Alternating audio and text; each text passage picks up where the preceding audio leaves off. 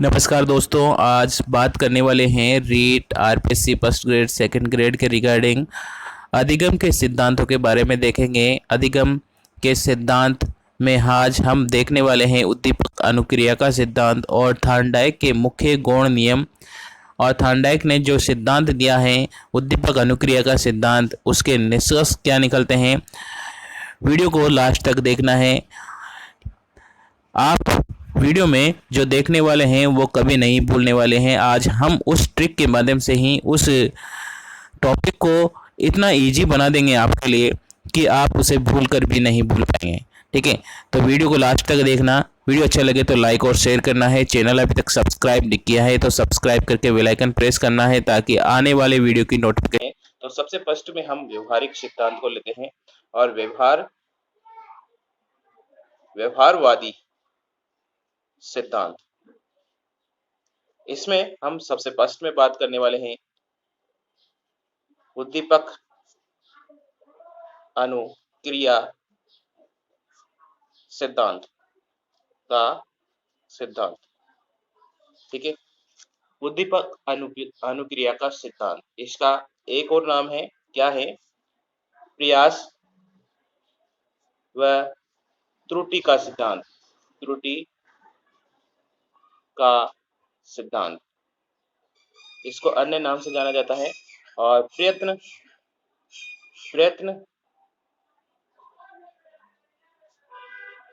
या भूल का सिद्धांत एक और नाम से जाना जाता है चयन एवं समायोजन का सिद्धांत। संबंधवाद का सिद्धांत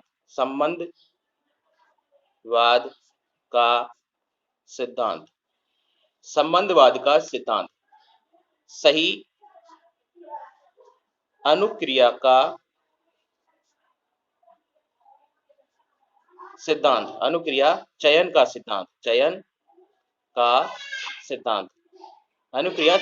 सिद्धांत। अधिगम बंध का सिद्धांत भी कहते हैं। अधिगम बंध का सिद्धांत एस आर थ्योरी या एस आर बंध का सिद्धांत। तो उद्दीपक अनुक्रिया का सिद्धांत, जो उद्दीपक अनुक्रिया का सिद्धांत है, उन्हें प्रयास त्रुटि के सिद्धांत के नाम से भी जाना जाता है। उन्हें प्रयत्न व भूल के सिद्धांत के नाम से जाना जाता है।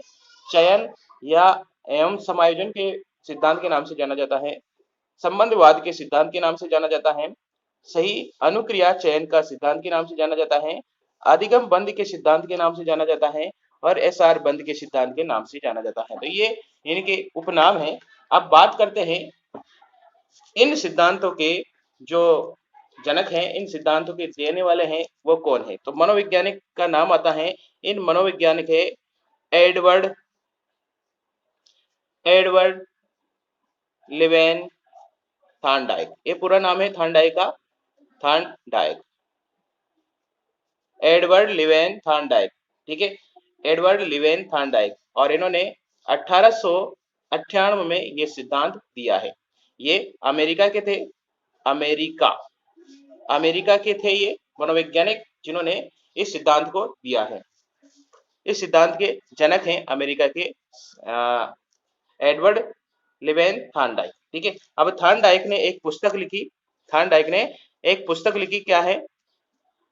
यहाँ पे लिखते हैं थार्नडाइक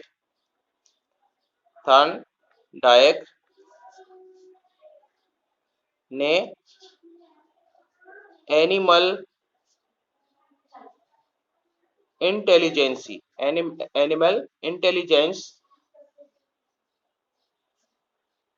पशु बुद्धि नामक एक पुस्तक लिखी है। नामक एक पुस्तक 1898 में इस सिद्धांत का प्रतिपादन किया है। ठीक है, तो लियो थार्नडाइक ने थार्नडाइक ने एक पुस्तक लिखी है एनिमल इंटेलिजेंसी नामक एक पुस्तक लिखी है 1898 में, और इस पुस्तक में थार्नडाइक ने उद्दीपक अनुक्रिया के सिद्धांत का प्रतिपादन किया है। उद्दीपक अनुक्रिया के सिद्धांत का प्रतिपादन किया है। अब बात करते हैं आगे। तो थार्नडाइक के बारे में बात करते हैं। थार्नडाइक पहला पशु मनोवैज्ञानिक है। मनोवैज्ञानिक है, ठीक है। तो पहला मनोवैज्ञानिक है, पशु मनोवैज्ञानिक, जिन्होंने पशुओं पर रिसर्च की है, पशुओं पर प्रयोग किए हैं। तो पहला मनोवैज्ञानिक, पशु मनोवैज्ञानिक कौन है? थार्नडाइक है। और थार्नडाइक का ये सिद्धांत प्रथम सिद्धांत है, अधिगम का प्रथम सिद्धांत। अधिगम का प्रथम सिद्धांत, ठीक है। तो सबसे पहले अधिगम का प्रथम सिद्धांत, यही सिद्धांत दिया था थार्नडाइक ने ही सबसे पहले अधिगम के बारे में सबसे पहले पहला सिद्धांत दिया। इसलिए अधिगम का जो सिद्धांत है वो प्रथम सिद्धांत कहलाता है थार्नडाइक का, ठीक है। तो अधिगम के सिद्धांतों का जनक कौन है? तो अधिगम के सिद्धांतों का जनक क्वेश्चन पूछ लिया जाए तो कौन है? थार्नडाइक है, थार्नडाइक, ठीक है। तो इंपॉर्टेंट क्वेश्चन है, परीक्षा में पूछे जाने वाले कि सबसे पहले मनोवैज्ञानिक पशु मनोविज्ञान पर रिसर्च करने वाले कौन थे? थार्नडाइक थे। और अधिगम का प्रथम सिद्धांत किसे कहते हैं? तो अधिगम का प्रथम सिद्धांत कहलाता है उद्दीपक अनुक्रिया का सिद्धांत। उद्दीपक अनुक्रिया का सिद्धांत। और अधिगम के सिद्धांतों का जनक किसे कहा जाता है? थार्नडाइक ने, क्योंकि थार्नडाइक ने ही पहले वैज्ञानिक थे जिन्होंने पशुओं पर रिसर्च करके पहला सिद्धांत प्रतिपादित किया था अधिगम के बारे में, ठीक है। तो अधिगम के उपनाम देखे थे हमने। अधिगम के जो सिद्धांत दिए थे थार्नडाइक ने, उद्दीपक अनुक्रिया का सिद्धांत, उसके उपनाम देखें प्रयास त्रुटि का सिद्धांत, प्रयत्न भूल का सिद्धांत, चयन एवं समायोजन का सिद्धांत, संबंधवाद का सिद्धांत, सही अनुक्रिया का सिद्धांत, अधिगम बंद का सिद्धांत, एसआर बंद का सिद्धांत, ये देने वाले कौन थे? थार्नडाइक थे। थार्नडाइक कहाँ के थे? अमेरिका के थे। ये सिद्धांत कब दिया था? 1898 में। कौन सी पुस्तक में? एनिमल इंटेलिजेंसी पुस्तक में, पशु बुद्धि नामक एक पुस्तक में 1898 में इस सिद्धांत का प्रतिपादन किया था, ठीक है। प्रथम पशु मनोवैज्ञानिक किसे कहा जाता है? थार्नडाइक को कहा जाता है। और अधिगम पर प्रथम सिद्धांत देने वाले कौन थे? थार्नडाइक थे। अधिगम के सिद्धांतों का जनक किसे कहा जाता है? थार्नडाइक को। यहाँ तक आपको कोई डाउट नहीं होगा, ठीक है। अब थार्नडाइक ने एक सिद्धांत दिया था उद्दीपक अनुक्रिया का सिद्धांत, जिसमें क्या था देखिए, ये एक पजल बॉक्स है, ये पिंजरा मान लीजिए एक तरह से, और इस पिंजरे में सफेद बिल्ली है, सफेद बिल्ली, ठीक है। इस सफेद बिल्ली है, क्या है ये? Puzzle box. इसमें क्या है? एक सफेद बिल्ली है। इसको हम पहेली भी कह सकते हैं, पहेली, पेटी या उलझन पेटी, ठीक है। इसमें सफेद बिल्ली है और यहाँ पर एक क्या है? एक चटकनी लगी हुई है, जिसको दबाने से क्या होता है? दरवाजा खुल जाता है। जिससे दबाने से क्या हो जाता है? ये दरवाजा लगा हुआ है वो खुल जाता है। और इसमें बाहर एक क्या रखी हुई है? एक फिश रखी हुई है, बाहर एक मछली रखी हुई है, ठीक है भाई। ये मछली रखी हुई है, बाहर एक मछली। अब बिल्ली बहुत भूखी है, बिल्ली क्या है? बहुत भूखी है। वो चाहती है कि बाहर निकलकर उस मछली को खा जाए, ठीक है। लेकिन वो ऐसा नहीं कर पाती है क्योंकि दरवाजा बंद है और उसे ये पता नहीं है अभी तक कि दरवाजा कैसे खुलता है, ठीक है। तो बार बार प्रयास करती है, उछल कूद करती है। उछल कूद करने के बाद अचानक क्या हो जाता है? उसका इस चटकनी में क्या हो जाता है? हाथ लग जाता है, जिससे क्या हो जाता है? ये दरवाजा खुल जाता है। इस दरवाजे खुलने के बाद वो बाहर आती है और मछली को खाकर अंदर चली जाती है, ठीक है। तो मछली को खाकर अंदर चली जाती है। तो बिल्ली ऐसे प्रयास बार बार करती है, ऐसा बार बार मछली बाहर रहती है और चटकनी को बार बार दबाती है। तो जो बिल्ली रहती है उसको यह समझ आ जाता है कि चटकनी को दबाने से बिल्ली बाहर आ जाएगी, चटकनी से दबाने से गेट खुल जाएगा और मैं बाहर जाकर मछली को खा लूंगी, ठीक है। तो ऐसा बार बार होता है, ऐसा बार बार प्रयास करती है, ठीक है। तो अंतिम बार में वो क्या कर लेती है? एक बार में ही उस चटकनी को दबा देती है और बाहर निकलकर खाना खा लेती है, ठीक है ना। ये बार बार प्रक्रिया करने के बाद वो सीख जाती है तो इसीलिए इसको कहते हैं उद्दीपक अनुक्रिया का सिद्धांत। उद्दीपक करेंगे, उद्दीपक जरूरी है, ये उद्दीपक है कि उसे भूख लग रही है, उसको पाना है, ठीक है, और उसके लिए वो अनुक्रिया करती है, बार बार उछलती है और बाहर गेट के बाहर जाकर वो मछली को खा लेती है, ठीक है। तो ये क्या है, अनुक्रिया है, ये अनुक्रिया है, और ये उद्दीपक है, जो मछली दिखाई दे रही है उसे, वो भूख उसकी क्या है, अनुक्रिया है, उद्दीपक है। इसके कारण से उद्दीपक को प्राप्त करने के लिए वो बार बार अनुक्रिया करती है और बाद में उस मछली को प्राप्त कर लेती है, ठीक है। तो ये थार्नडाइक का सिद्धांत है। अब थार्नडाइक के सिद्धांत के कुछ निष्कर्ष निकलते हैं, उनको डिस्कस करते हैं। क्या क्या निष्कर्ष निकलते हैं, थार्नडाइक के सिद्धांतों के निष्कर्ष देखते हैं।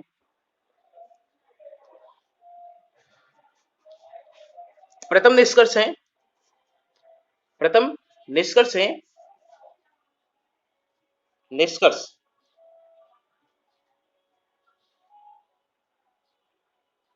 अधिगम, अधिगम की प्रक्रिया, अधिगम की प्रक्रिया में अधिगम कर्ता, अधिगम कर्ता के लिए आंतरिक, आंतरिक रूप से प्रेरित होना आवश्यक है, ठीक है, आवश्यक है, ठीक है। तो कहने का मतलब हुआ, अधिगम की प्रक्रिया में अधिगम कर्ता का अधिगम करने में आंतरिक रूप से वो प्रेरित होना आवश्यक है, क्योंकि जब तक बिल्ली, जब तक बिल्ली क्या होगी, भूखी नहीं होगी, जब तक बिल्ली भूखी होनी चाहिए, ठीक है, होनी चाहिए, जब तक बिल्ली भूखी नहीं होगी, उसे आंतरिक रूप से प्रेरणा नहीं मिलेगी, जब तक वो प्रयास नहीं करेगी, तब तक वह क्या करेगी, पिंजरे को जो चटकनी है उसको नहीं दबा पाएगी, ठीक है, तो वो बाहर निकलने का भी प्रयास नहीं करेगी, ठीक है। तो सबसे पहले उसको क्या होना चाहिए, अधिगमकर्ता को, सीखने वाले को खुद प्रेरित होना चाहिए, अंदर से प्रेरित होना चाहिए, अंदर से प्रेरणा मिलेगी उसे कि मुझे ये चीज करनी है, ठीक है, तब तक वो उस चीज को नहीं कर पाएगा, जब तक उसे स्वयं में आंतरिक प्रेरणा नहीं मिलती है, तब तक वो उस काम को नहीं कर पाता है, ठीक है। इसलिए बिल्ली अगर भूखी नहीं होती तो वो बार बार उछल कूद करके उस चटकनी तक बटन नहीं दबा पाती जहां से गेट खुलता है, ठीक है। तो इसलिए क्या होना चाहिए, अधिगमकर्ता को आंतरिक रूप से प्रेरणा मिलनी चाहिए, आंतरिक रूप से प्रेरित होना चाहिए, ठीक है। सेकंड बात करते हैं,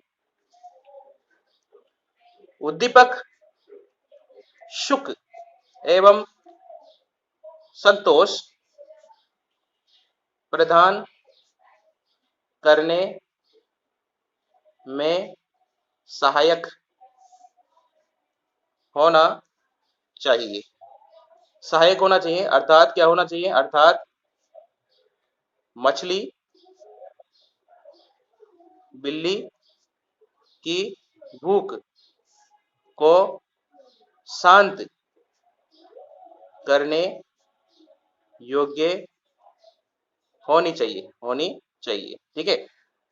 अगर मछली बिल्ली की भूख को शांत नहीं कर सकती है तो बिल्ली उसके लिए प्रयास नहीं करेगी, ठीक है, उसके लिए प्रयास नहीं करेगी, मतलब कहने का मतलब हो गया, उद्दीपक सुख एवं संतोष प्रदान करने में सहायता होना चाहिए, सहायक का प्रदान करने वाले होने चाहिए, अन्यथा बिल्ली को क्या पड़ी है कि वो बाहर जाकर उस मछली को खाए, ठीक है, क्योंकि मछली उसकी भूख मिटा रही है, उसको शांत कर रही है, उसकी मनोदशा को शांत कर रही है, इसलिए क्या है, वो उसके लिए प्रयास करती है, ठीक है। तब तक अनुक्रिया नहीं करेगी जब तक उद्दीपक उसके लिए आवश्यक नहीं हो, ठीक है।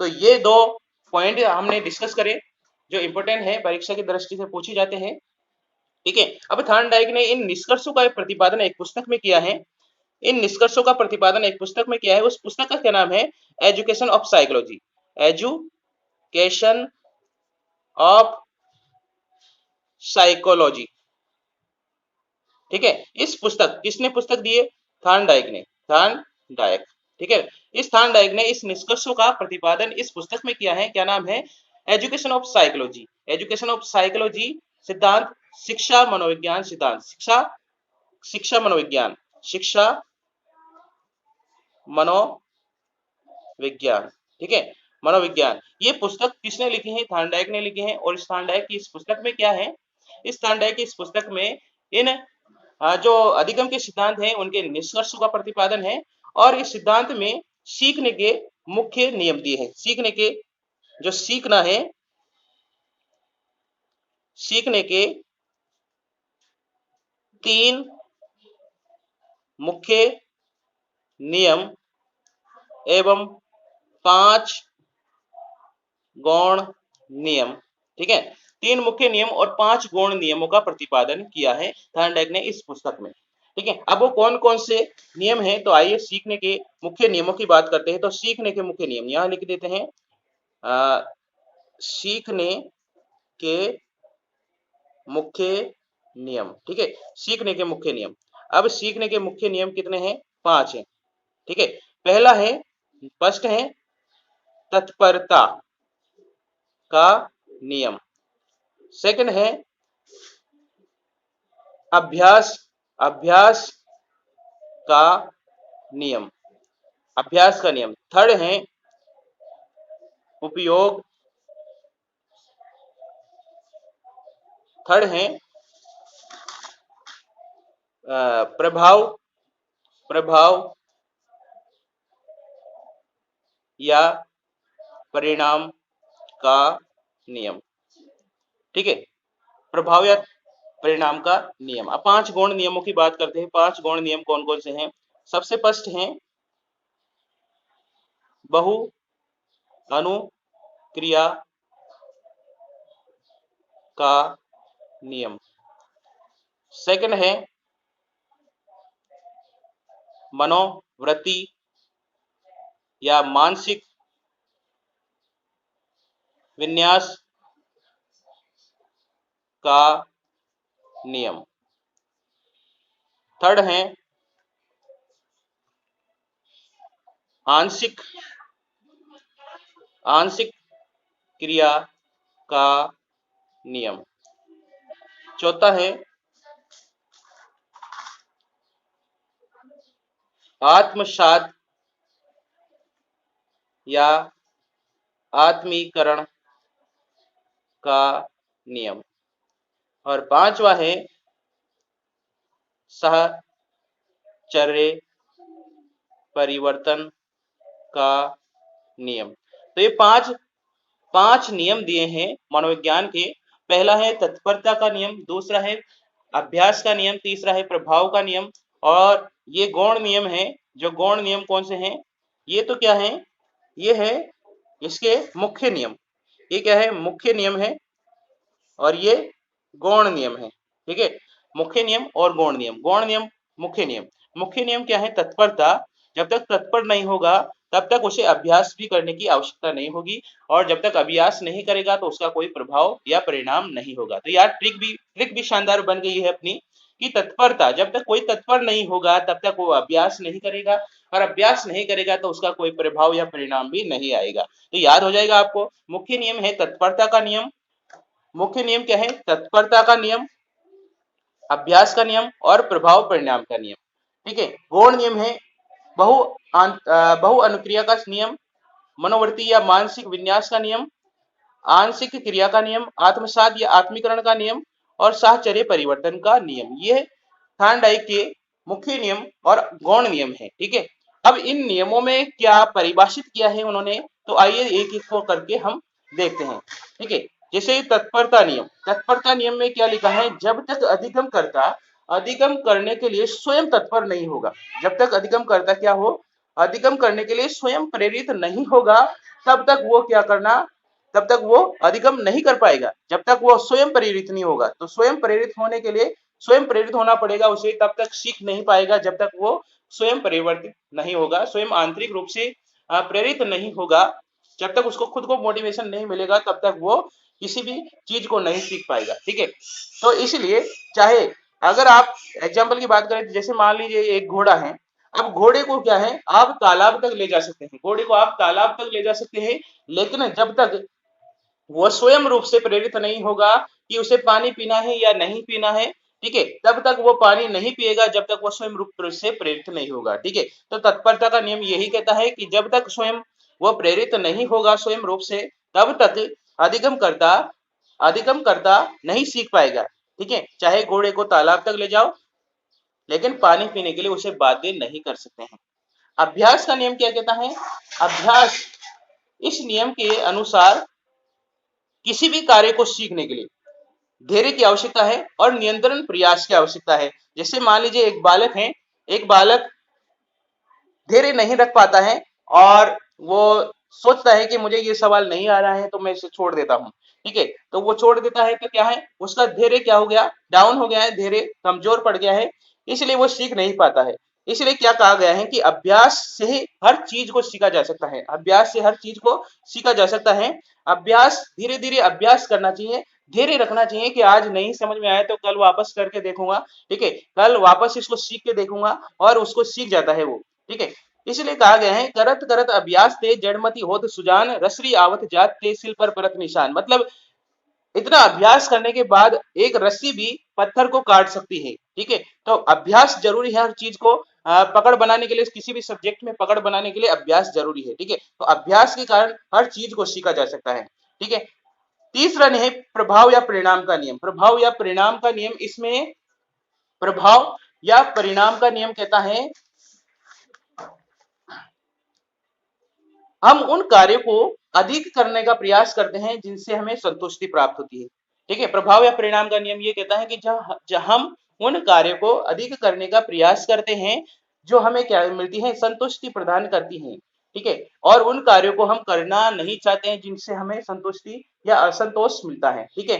तो प्रभाव का नियम कहता है कि आप प्रेरित होए, ठीक है, और उन्हीं कार्यों को सीखते रहिए, सीखते रहिए, सीखते रहिए जिनमें आपकी रुचि हो, ठीक है, जिनमें आपकी रुचि हो, तो क्या होगा, जो उसका प्रभाव पड़ेगा वो आपके लिए अच्छी परिणाम लाएगा, ठीक है, अच्छी परिणाम लाएगा।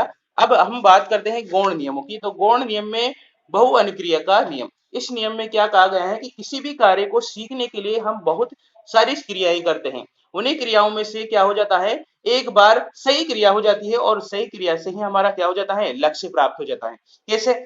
जैसे हम एक पेड़ के, क्या पेड़ के ऊपर फल लगे हुए हैं, आम लगा हुआ है, और हम बार बार पत्थर मारते हैं, बार बार पत्थर मारते हैं, पत्थर नहीं लगता है, लेकिन एक बार ऐसा प्रभाव पड़ता है, एक बार ऐसा निशाना लगता है कि पत्थर सीधा फल के ऊपर लगता है और फल नीचे गिर जाता है, हम फल को प्राप्त कर लेते हैं, ठीक है। तो बहु अनुक्रिया के कारण हम सीख जाते हैं, ठीक है। बार बार हम कोशिश करते हैं लेकिन असफल हो जाते हैं, लेकिन एक बार हम प्रयास करते रहे, जारी प्रयास को रोके नहीं, प्रयास करते रहे, प्रयास करते रहे, तो एक बार सही अनुक्रिया होगी और आप उससे क्या हो जाएंगे, अधिगम प्राप्त कर पाएंगे, ठीक है, अधिगम प्राप्त कर पाएंगे, आप सीख पाएंगे, ठीक है।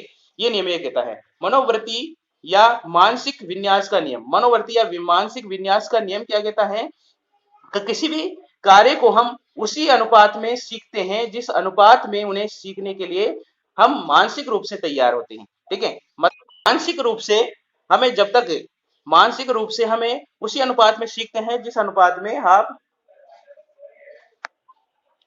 सीखने का प्रयास करते हैं, ठीक है। तो ये नियम कहता है, क्या कहता है, किसी भी कार्य को हम उसी अनुपात में सीखते हैं जिस अनुपात में उसे सीखने के लिए हम मानसिक रूप से तैयार होते हैं।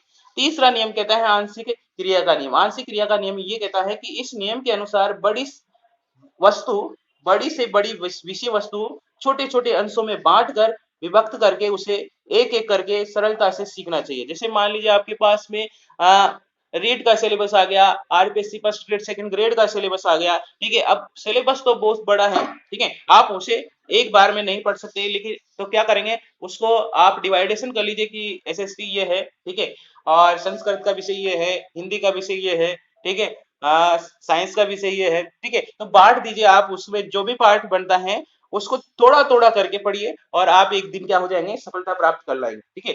तो सफलता प्राप्त करने के लिए आपको क्या करना पड़ेगा, किसी भी सिलेबस को आंशिक रूप से क्रिया करनी पड़ेगी, आंशिक रूप से उसे बांटना पड़ेगा, ठीक है।